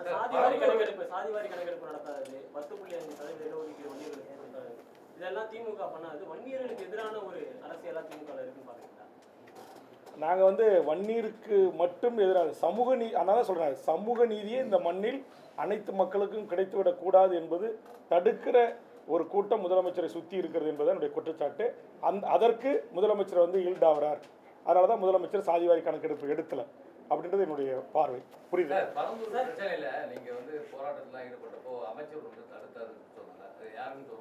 யாருன்னு அமைச்சரவையில் இடம்பெற்றிருக்கிற அமைச்சர் யார்? நீங்கள் வந்து பத்திரிகை நண்பர்கள் தான், நீங்கள் வந்து என்ன சொல்லுவாங்க, இன்வெஸ்டிகேஷன் ஜேர்னலிசம் என்று சொல்லக்கூடியவர்கள். அங்கே யார் ஆயிரக்கணக்கான ஏக்கரை யார் இந்த விமான நிலையம் வருவதற்கு முன்பாக வாங்கி போட்டு இன்றைக்கி 5 மடங்கு அரசாங்கத்துக்கிட்ட பணத்தை பெறுவதற்கும், அல்லது ரியல் எஸ்டேட்டு, அங்கே 5 ஸ்டார் ஹோட்டலு, நட்சத்திர விடுதிகள், ஐடி போன்ற கம்பெனிகளை உருவாக்கலாம்னு யார் திட்டமிட்டிருக்காங்களோ அவர்கள். சார், நீங்களே சொல்லியிருக்கீங்க, பல கோரிக்கைகள் பரிசீலனையில் இருக்குது. நீங்கள் சட்டப்பேரவை இருக்கும்போது பல கோரிக்கைகள் நிறைவேற்றிருக்கீங்க. தமிழ்நாடு முழுக்க பல கோரிக்கைகளை முன்னெடுத்து சென்றிருக்கீங்க. மீண்டும் ஆட்சிக்கு வருவதற்கான வாய்ப்பு இருக்கின்றதையும் பதிவு பண்ணியிருக்கீங்க. கண்டிப்பா. அந்த ஆட்சி அமைப்பு சரி, அதை மீண்டும் ஆட்சிக்கு வரக்கூடிய திமுக இது செய்து தாருங்கன்னு ஒரு உறுதிமொழி கொடுக்கறதுல என்ன இருக்கு உங்களுக்கு? உங்களை மரியாதை குறைவா நடத்திட்டாங்க நினைக்கிறீங்களா? ஆமாம் சார், நான் தான் சொல்கிறேன், எனக்கு சீட் நான் கேட்டது 5 சீட்டுக்கு 6 சீட்டு கேட்டேன், 5 சீட்டு கேட்டேன், 4 சீட்டு கேட்டேன், இறுதியாக ஒரு 3 இடங்கள் கொடுங்கன்னு. அப்புறம் நான் சொன்னேன், இந்த 3 இடங்களை காட்டிலும் எனக்கு இந்த கோரிக்கைகள் பிரதானமானது, மிக முக்கியமானதுன்னு சொன்னேன். அப்போ நீங்கள் உண்மையிலே நான் இந்த கூட்டத்தில் தொடரணும்னு சொல்லி திமுக தலைவர் நினச்சிருந்தா, இங்கே வாங்க வேல்முருகன், உங்கள் கோரிக்கை 10 கொடுத்துருங்க. இந்த 10 என்னால் இப்போதைக்கு நிறைவேற்ற முடியாது. 5 கோரிக்கை ஆட்சிக்கு வந்த உடனே நான் நிறைவேற்றுறேன். நான் போன நாடாளுமன்ற தேர்தலுக்கு 2019 ஆதரவு கொடுக்கும்போது நான் ஒன்று சொன்னேன், இந்த தமிழக வேலை தமிழருக்கேன்ற சட்டம் இயற்றணும்னு சொன்னேன். அதை ஏற்றலை. ஆனால் அதுக்கு மாறாக குறைந்தபட்சம் நான் கொடுத்த அழுத்தத்தின் அடிப்படையில் தமிழ் வழியில் எழுத படிக்க பேச தெரிஞ்சவர்களுக்கு டிஎன்பிசியில் 40 மதிப்பெண் எடுப்பவர்களுக்கு வேலை என்று ஒரு சின்ன திருத்தத்தை அது என்னுடைய அழுத்தத்துக்குனுங்க. அது உங்களுக்கு எல்லாருக்குமே தெரியும். அது கொண்டு வந்த பிறகு தான் இன்றைக்கி உங்களுக்கு திரும்ப ரொம்ப நீங்கள் எல்லாம் பத்திரிகையாளர் கூட அதில் ரொம்ப விழிப்புணர்வு இல்லாமல் இருக்கிறீங்க. நீங்கள் டிஎன்பிசியில் இந்தியாவின் நாட்டை எந்த மாநிலத்தை சேர்ந்தவர் வரைக்கும் ஒரு ஆர்டிஓவாக செலக்ட் ஆகிட்டாங்கன்னா அவங்க சீஃப் செக்ரட்டரி தான் ரிட்டையர் பண்ணுவான். யங்கஸ்ட் பீப்புளாக இருந்தானா 21 வயசு 22 வயசில் ஒரு டைரக்ட் டிஎஸ்பி ஆகிட்டானா டிஜிபி ஆகி தான் இல்லை ஏடிஜிபி ஆகி தான் ஓய்வு பெறுவான். ஒரு மேஜிஸ்ட்ரேட் ஆகிட்டானா சுப்ரீம் கோர்ட் வரைக்கும் நீ உச்சநீதிமன்ற தலைமை நீதிபதியாக கூட வருவதற்கு வாய்ப்பு இருக்குது. அதுக்கு வழி திறந்து விட்டது ஓபிஎஸ். அந்த ஓபிஎஸ் இன்றைக்கி திமுக கூட்டத்தில் இருக்கிறார். நான் என்ன சொல்கிறேன், அந்த சட்டத்தை ரத்து பண்ணுங்கன்னு சொன்னேன் 5 வருஷமாக. ஓபிஎஸ் கொண்டு வந்து அந்த சட்டம் இன்னைய வரையிலும் யாருடைய அழுத்தத்திற்கு அடிபணிந்து ஏன் அந்த சட்டத்தை ரத்து பண்ணுங்க நான் கத்துறேன். பிடிஎல் பழனிவேல்ராஜ் அந்த துறையை கொஞ்ச நாள் கவனிச்சாரு, தங்கதனரசு கவனிச்சாரு, இப்போ கைல்வழி செல்வராஜ் கவனிக்கிறாங்க. நீங்கள் அந்த சட்டத்தை ரத்து பண்ணாமல் வேல்முருகனுடைய கோரிக்கையை நிறைவேற்றின மாதிரி இருக்கணும், ஈயம் பூசின மாதிரி இருக்கணும், பூசாத மாதிரி இருக்கணுன்ற மாதிரி நீங்கள் 40 மதிப்பெண் எடுத்தால் மட்டும்தான் அப்படின்னு கொண்டு வந்து அந்த கதையை முடிச்சிட்டீங்க. அந்த சட்டத்தை ரத்து பண்ணுறதுல உங்களுக்கு என்ன பிரச்சனை இருக்குது? அப்போ நான் சொன்ன வட இந்திய ஆர்எஸ்எஸ் பின்புலம் கொண்ட ஒரு கும்பல் இங்கே டிஎன்பிசினுடைய செக்ரட்டரியாக உயர்ந்த பதவிகளில் சேர்மனாக உட்காடுறீங்க. ஏன் தமிழ்நாட்டில் டிஎன்பிசினுடைய சேர்மனாக ஒரு பச்சை தமிழ் அமர வைப்பதில் உங்களுக்கு என்ன சிக்கல்? யாரை போட்டிருக்கிறீங்க? அவர் தமிழ்நாட்டில் இருக்கிற இந்த மண்ணின் மக்களாக இருக்க படித்து விட்டு பட்டம் படித்து 1 கோடி பேர் வேலை வாய்ப்புகள் பதிவு செய்து காத்திருக்கிறானே, அவன் அந்த வேலைக்கு போகிறதுக்கான வாய்ப்பு உருவாக்காங்களா? தமிழ்நாட்டு வரலாற்றில் இன்றைக்கி குரூப் 2 தேர்வு ரத்து பண்ணது இருக்கா? இன்றைக்கி அட் அ டைமில் இன்றைக்கி 50 லட்சம் பேர் தேர்வு எழுதக்கூடிய கட்டமைப்பு கொண்ட தமிழ்நாட்டில் எதுக்கு இந்த குளறுபடி? இந்த தேர்வுக்கு தயாரான அந்த இளைஞர்களுடைய எதிர்காலம் என்னாச்சு? அப்போ இதெல்லாம் நான் கேட்குறேங்க. நான் அறிக்கை கொடுக்குறேன். கொள்ளை, கற்பழிப்பு, கஞ்சா அப்படின்னு என்னுடைய அறிக்கை, என்னுடைய முகநூல் பக்கத்தில் எல்லா அறிக்கை நான் பதிவிடுறேன். நீங்கள் எந்த மெயின் ஸ்ட்ரீம் எடுத்து போடுறது இல்லாதனால உங்களுக்கு தெரியல. இந்த ஆட்சியில் இப்போ சமீபத்தில் நடந்த தூத்துக்குடியில் நடந்த கொலையிலிருந்து அத்தனையும் நான் கண்டிக்கிறேன். சட்ட ஒழுங்கு யார் கையில் இருக்குன்னு நான் கேட்குறேன். காவல்துறை என்ன பண்ணிட்டு இருக்கீங்கன்னு கேட்குறேன். விரைவு நீதிமன்றத்துக்கு மூலம் உடனே தூக்கு தண்டனை கொடுக்கணுன்ற. அப்போ இதையெல்லாம் திமுக இருந்துக்கிட்டு நான் பேசவே கூடாது, நீ உதயசூரியன் சின்னத்தில் நின்ன, நீ வெறுமனே எங்களுக்கு ஆதரவு கட்சியாக மட்டும் இருக்கணும், வாயை திறக்கக்கூடாது, எந்த டிமாண்ட்ஸும் எங்களுக்கு வைக்கக்கூடாது அப்படின்ற அடிப்படையில் நீங்கள் அணுகினீங்க அப்படின்னா, அப்போது இந்த 5 ஆண்டு காலத்தில் எந்த அமைச்சர்கள், எந்த துறை செயலாளர்கள், யார் எங்கெங்கே எந்தெந்த துறையில் தவறு செஞ்சுருக்காங்க, எல்லா புள்ளிவர்களும் என் கையில் இருக்குது. எல்லாவற்றையும் ஆதாரப்பூர்வமாக பத்திரிகையாளர் சந்திப்பில் அடுத்தடுத்து நீங்கள் இனி இருக்குது பாருங்கள். வேல்முருகன் இந்திய நாட்டுடைய ஆடிட் அண்ட் அக்கவுண்ட் ஜெனரலுடைய அறிக்கை, அந்த அறிக்கையின் அடிப்படையில் அந்த அத்தனை அறிக்கைகளும் என் கையில் இருக்குது. கடந்த கால அதிமுக ஆட்சியும் சரி, இந்த கால திமுக ஆட்சியிலும் சரி, இதில் மக்களுடைய வரிப்பணம் எத்தனை ஆயிரம் கோடி இன்றைக்கி அறப்போர் இயக்கம் வெளியிடுற மாதிரி இன்றைக்கி பல யூடியூபர்ஸ் கூட துணிஞ்சு சில தவறுகளை சுட்டி காட்டுற மாதிரி என்கிட்ட அதிகாரப்பூர்வமாக ஆவணமாகவே இருக்குது. இதையெல்லாம் வைத்து நான் பொதுமக்கள்கிட்ட என்னுடைய கருத்தை சொல்கிறேன். நான் ஒரு ஆளுங்கட்சி கூட்டணிலிருந்து இன்றைக்கி உங்களுக்கு தெரியும், திமுக எனக்கு கொடுக்குற 1 இடமோ 2 இடமோ அது எனக்கு எம்எல்ஏ சீட் இல்லை, அது எம்எல்ஏ. ஏன்னா நெய்வேலியில் நான் 32,000 ஓட்டு சுயேட்சை வச்சுருக்கிறேன். இப்போ விஜய் மருத்துவர் ஐயா தலைமையில் அணி சேர்த்த பிறகு 6 அணி, அங்கே ஒட்டுமொத்த ஓட்டே 1,50,000 ஓட்டு தான் போலாகும். ஏன்னா மொத்த ஓட்டே 1,70,000 ஓட்டு தான். அப்போ என்எல்சி இருக்கிற பெரிய ஆஃபீஸ் தான் ஓட்டு போட வரமாட்டான். 1,50,000 ஓட்டில் 6 அணியாக பிரித்தா ஏற்கனவே நான் வாங்கின 32,000 ஓட்டே போதுமான வெற்றிக்கான ஓட்டு, என்னால் வெற்றி பெற முடியும். ஆனால் நான் ஓட்டு அரசியலை கூட ஒதுக்கி வைத்து விட்டு நான் இந்த 10 அம்ச கோரிக்கை என்பது என் எதிர்கால இளைய தலைமுறைக்கானது. நான் மதுரை உயர்நீதிமன்றத்தில் போராடி பல உயர் பதவிகளில் தமிழ் வழியில் படித்தவங்களுக்கு வேலைவாய்ப்பு உரிமையே கொடுக்கல. நான் போராடி தீர்ப்பு வாங்கி தான் அதை நான் நிலைநிறுத்தினேன். ஆக நான் தொடர்ந்து இந்த மண்ணுக்கு அதே மாதிரி உங்களுக்கு தெரியும் 7.5% மாண்புமிகு எடப்பாடியார் அவர்கள் ஏழை மாணவர் செல்வங்களுக்கு அரசு பள்ளியில் படிக்கிறவங்களுக்கு கொடுத்தாரு. ஆனால் அது பிரைவேட் காலேஜில் அனுமதி இல்லை. நாங்கள் அதற்கு நான் வழக்கை தொடுத்து அதுக்கு ஆனந்த வெங்கடேசன் மூலமாக தீர்ப்பை பெற்று நான் அதை நடைமுறைப்படுத்தினவன். நான் அதனால தான் சொல்கிறேன், நான் இந்த மண்ணுக்கானவன், இந்த மக்களுக்கானவன். அதேமாதிரி உங்களுக்கு தெரியும், நீட்டு தேர்வு எழுதுறதுக்கு பீகார், உத்தரப்பிரதேசம், ராஜஸ்தான், கர்நாடகா போய் எழுதணுன்னாங்க. அண்ணா நகரில் இருக்க தென்னிந்திய நீட் அலுவலகத்துடைய டைரக்ட் அலுவலகத்தை இழுத்து பூட்டு போட்டு அந்த கொஸ்டின் எல்லாரும் அதர் ஸ்டேட்டுக்கு போக விடாமல் தடுத்து அங்கே உட்கார்ந்த இடத்துல இருந்து தமிழ்நாட்டு மாணவர்கள் இந்திய நாட்டில் எங்கு தேர்வு எழுதினார்களோ அதுக்கான போக்குவரத்து கட்டணம், ஃப்ளைட் டிக்கெட்டு, ட்ரெயின் டிக்கெட்டு அத்தனையும் திருப்பி கொடுக்கணும். இந்த ஆண்டோட நீங்கள் தமிழக மாணவர்கள் எங்கேயும் வெளியில் போய் தேர்வு எழுத அனுப்பக்கூடாது, தமிழ்நாட்டில் அத்தனை அடிப்படை வசதிகள் இருக்கு, தமிழ்நாட்டிலே தேர்வை எழுதுங்கன்னு சொல்லி பூட்டி சிறை வைத்து அதே இடத்துல ஒப்பந்தம் ஏற்படுத்திக்குவேன். அதேமாதிரி சிறப்பு ட்ரெயினில் வந்து அப்ரண்டிஸ் பண்ணிக்கல சென்னிமலையில், திருச்சியில், சென்னையில், சேலத்தில் எல்லாம் வடநாட்டுக்காரனே உள்ளே வந்துக்கிட்டு இருந்தான். அதுக்கு ஜிஎம் அலுவலகத்தை முற்றுகையிட்டு இழுத்து பூட்டு போட்டு அங்கேயே போய் உட்காந்து போராடி தமிழ்நாட்டை சேர்ந்து வேலைவாய்ப்பு அலுவலர்கள் பதிவு செய்யப்பட்ட தமிழக இளைஞர்களுக்கு மட்டுமே இனி ரயில்வே துறையில் ஆள் எடுக்கணும்னு சொல்லி அதை சட்டமாக்கியவன் வேல்முருகன். அப்போ நான் எதுக்கு சொல்ல வரேன்னா, எனக்கு சீட்டே பிரச்சனை இல்லைங்க, எனக்கு பதவியே முக்கியம் இல்லை. நான் தமிழ்நாடு விடுதலைப்படைன்ற ஒரு மூவ்மெண்ட்ல இருந்து ஜனநாயகத்தை ஏற்றுக்கொண்டு தேர்தல் அரசியலுக்கு வந்தவன். அதனால் எனக்கு எதுக்கு பதவி? நீங்கள் கொடுக்குற ஒரு சீட்டு 2 சீட்டு எனக்கு முக்கியம் இல்லை. என் தமிழ் சமூகத்தின் உயிர்நாடி பிரச்சனை சமூக நீதி பிரச்சனை. ஈழத்தில் நடந்து இனப்படுகொலை, அதுக்கு ஒரு சர்வதேச நீதி விசாரணை வேணும்னு அம்மையார் ஜெயலலிதா நிறைவேற்றின தீர்மானத்தை நிறைவேற்ற உங்களுக்கு யார் தடுத்தா? எது தடுக்குது? பதில் சொல்லுங்க எனக்கு. ஒரு இனப்படுகொலைக்கு ஒரு சர்வதேச நீதி விசாரணை நடத்துங்கன்னு ஒரு தீர்மானம் நிறைவேற்றி ஒரு பக்கம் பேப்பர் உங்களுக்கு செலவாக போது மோடி அரசுக்கு அனுப்பி வைங்க. ஏன் அதை செய்ய மறுக்கிறீங்க? யாருக்கு பயப்படுறீங்க? பதில் சொல்லுங்க. சட்டமன்றத்தில் 5 வருஷம் கேட்டேன், பதில் சொல்லலை. இன்னைக்கு உங்கள் கூட்டணியிலிருந்து வெளியேறியும் கேட்குறேன், பதில் சொல்லுங்க. அன்றைக்கும் கேட்டேன், இன்றைக்கும் கேட்பேன், நாளைக்கும் கேட்பேன். அதான் வேல்முருகன். பதவிக்கானவன் அல்ல, சீட்டுக்கானவன் அல்ல, நோட்டுக்கானவன் அல்ல. உடனே என் சொந்த சாதியை சேர்ந்த ஒரு பசங்க ஒரு சில பேர் போடுறான், திமுக வேல்முருகனுக்கு பல கோடியை கொடுத்து வன்னியர்கள் ஓட்டை பிரிப்பதற்கு முயற்சிக்கிறார்கள். இந்த அபத்தங்கள் நடக்கும், அதை பற்றியெல்லாம் நான் கவலைப்படலை. இந்த அவதூறுகள் நடக்கும், அதை பற்றியெல்லாம் நான் கவலைப்படலை. நான் இந்த மண்ணையும் மக்களையும் மொழியும் இனத்தையும் நேசிக்கக்கூடிய ஒருவன். என்னை முழுவதுமாக அறிந்த மூத்த பத்திரிகை ஊடக நண்பர்களுக்கும் மூத்த அரசியல் தலைவர்களுக்கும் தெரியும். என்னுடைய சட்டமன்ற உரையை 5 ஆண்டு காலம் உன்னிப்பாக கவனித்த எனது பத்திரிகை ஊடக நண்பர்களாகிய உங்களுக்கும் தெரியும். அதனால் என்னுடைய கோரிக்கை, என் மக்களுக்கான கோரிக்கை தான் பிரதானம். அதை முன்னோக்கி தான் நான் வந்து தொடர்ந்து வலியுறுத்தி வந்தேன். அதற்கு கூட எனக்கு ஒரு சரியான பதில் கிடைக்காத பட்சத்தில் எங்கள் கட்சி ஒட்டுமொத்தமாக எடுத்த முடிவை எனது பத்திரிகை ஊடக நண்பர்களுக்கு அறிவித்திருக்கிறேன். தொடர்ந்து நீங்கள் ஆதரவு தர வேண்டும் என்று கேட்டு நிறைவு செய்கிறேன். நன்றி, வணக்கம்.